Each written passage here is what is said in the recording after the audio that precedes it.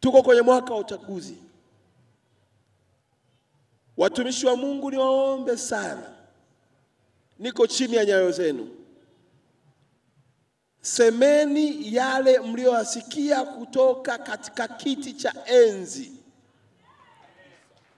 Semeni yale ambayo Mungu amewapa kuyanena kupitia Roho Mtakatifu. Sio yale ambayo tunawaambia sisi wanasiasa. Hapa nilipo mimi ni mwana CCM. Nitakwambia mambo ya chama changu. Atakuwepo mwingine wa chama chake, atakwambia mambo ya chama chake.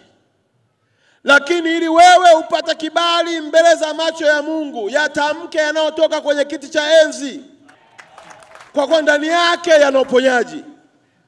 Kama ambao tunaambiwa neno la Mungu ni kama upanga ukatao kuwili.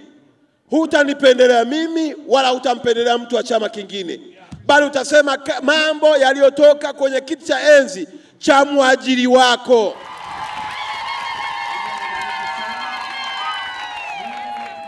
Hapo utaliponya taifa.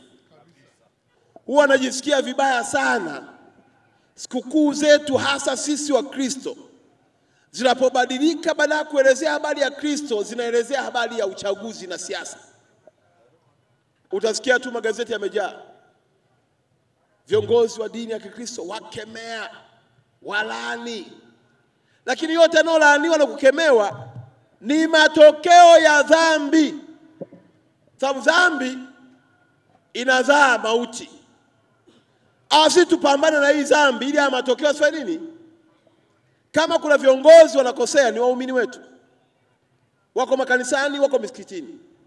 Tutumie nafasi hiyo kuwaonya, kuwafundisha, kuibadilisha mioyo. Na ndio maana wanapenda neno la mwisho nimalizie katika kitabu cha Ezekieli. Anasema nami nitatia Roho wangu ndani yako. Kwa nini anatia Roho wako? Sababu anasema nitang'oa moyo wa jiwe, nitatia roho ya nyama. Nami nitatia Roho Mtakatifu atakaye kutarakaisha kuyashika yaliyo yote, ili kuyafanya yale mapenzi ya Mungu. Tumuombe Mungu ang'oe moyo ya jiwe, aweke nyoyo wa nyama, aweke Roho wake Mtakatifu, ili sisi waumini tuyafanye yale yote ambayo Mungu anayataka. Mtakumbuka miaka ya nyuma hapa Arusha, kuna mtoto alienda kumchimbia mama yake kwenye chemba hapa Arusha. Hasa fikiria huyu mtoto angepata nafasi ya kuwa mkuu wa mkoa, angefanyaje?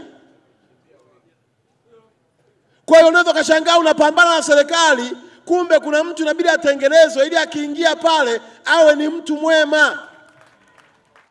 Mnenaji, lakini narudia tu kuimarisha kwamba amani tulionayo tusichezee, na ikiondoka hakuna hata moja atakayenufaika na kuondoka kwa amani. Kwani ukiotesha embe utavuna nini?